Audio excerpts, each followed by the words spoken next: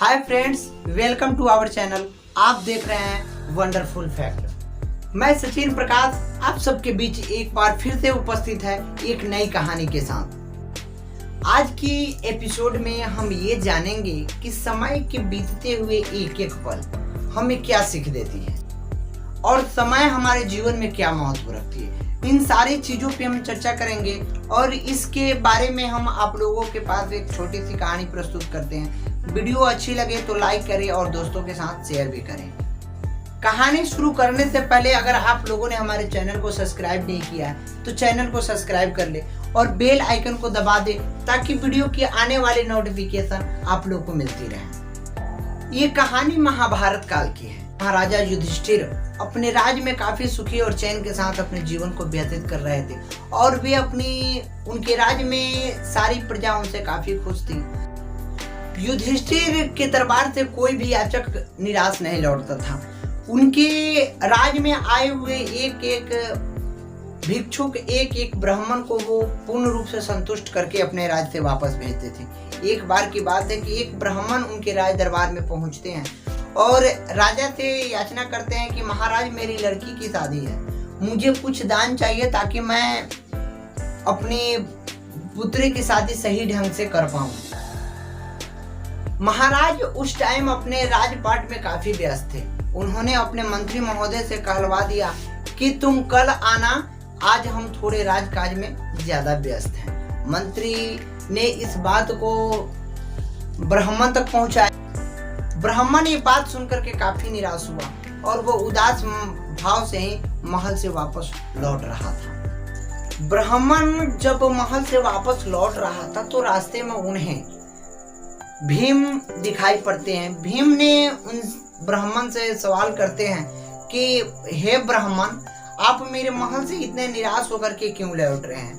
मेरे घर से, मेरे राजमहल से कोई भी याचक निराश होकर के नहीं लौटता है। फिर ऐसा क्या हुआ जो आप काफी निराश भाव से आप अपने घर को जा रहे हैं? कृपया कारण जो भी हो उसे हमारे सामने प्रस्तुत करें।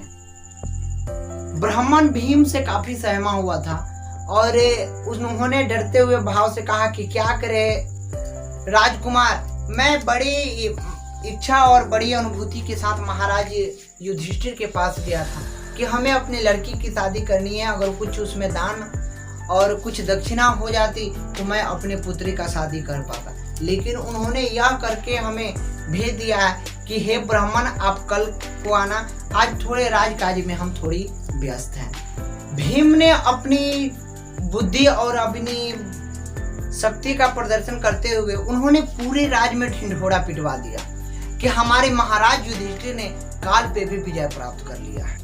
और सारे नगर में इस बात की ढिंढोरा फैल गया कि महाराज ने काल पर विजय प्राप्त कर लिया। और ये सूचना, ये कहानी, ये रहस्य जब महाराज युधिष्ठिर के पास पहुंचती है तो उन्हें काफी विस्मित भाव से युधिष्ठिर भीम के बारे में सोचते हैं कि ऐसा वो कैसे कर सकता है। उन्होंने तत्काल ही अपने भीम को अपने राज दरबार में बुलाते हैं और उनसे पूछते हैं कि भीम, तुमने ऐसा क्यों किया?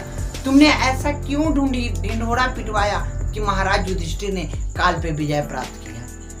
भीम ने काफी सहजता और काफी बुद्धिमत्ता का परिचय देते हुए अपने भाई युधिष्ठिर को बताते हैं कि महाराज, आपने ही तो ब्राह्मण को कल आने के लिए निमंत्रण दिया था कि आज आपको फुर्सत नहीं थी, राजकाज में व्यस्त थे, जिसके चलते आपने ब्राह्मण को कल आने के लिए आग्रह किया। तो मैंने समझा कि शायद हो सकता है कि हमारे महाराज युधिष्ठिर ने काल पे भी विजय प्राप्त की हो सकता है कल तक जीवित भी रहे, ब्राह्मण कुमार भी कल तक जीवित रहे, हो सकता है कि सारी धन संपत्ति राजपाट आपके पास कल तक भी रहे, क्योंकि ये कौन जानता है जिसने काल पे विजय प्राप्त किया कि हम भी कल ये सारे काम को कर सकते हैं। इसका मतलब ये होता है कि आप कल तक जीवित रहेंगे, यानी आपने काल पर विजय प्राप्त कर लिया। ये बात सुन करके युधिष्ठिर को काफी शर्म हुआ और उन्होंने अपनी गलती को स्वीकार करते हुए ब्राह्मण को आदर सम्मान के साथ उनको काफी धन संपदा देकर अपने राज्य से विदा किया। तो दोस्तों, कैसी लगी ये कहानी? ये कहानी हमें यही सीख देती है कि किसी की भी समय पे पकड़ नहीं होती है। आज हम क्या हैं, कल हम क्या होंगे और आज की परिस्थितियां हमारी किस अनुकूल चल रही है, हमारे प्रतिकूल चल रही है या अनुकूल चल रही है, हमें इस टाइम पर परफेक्ट ध्यान देना है, क्योंकि हमें जो आज करना है उसे हम आज ही करेंगे। हम इसको किसी भी हाल पे कल के ऊपर नहीं छोड़ सकते। अतः ये कहानी हमें यही शिक्षा देती है कि हमें अपने समय का सही ढंग से सदुपयोग करना होगा, तभी जाकर के हम अपनी लाइफ को सिक्योर कर सकते हैं, हम अपने जीवन को समृद्ध कर सकते हैं। तो चलते हैं और कल मिलते हैं फिर एक नई कहानी के साथ। तब तक के लिए धन्यवाद।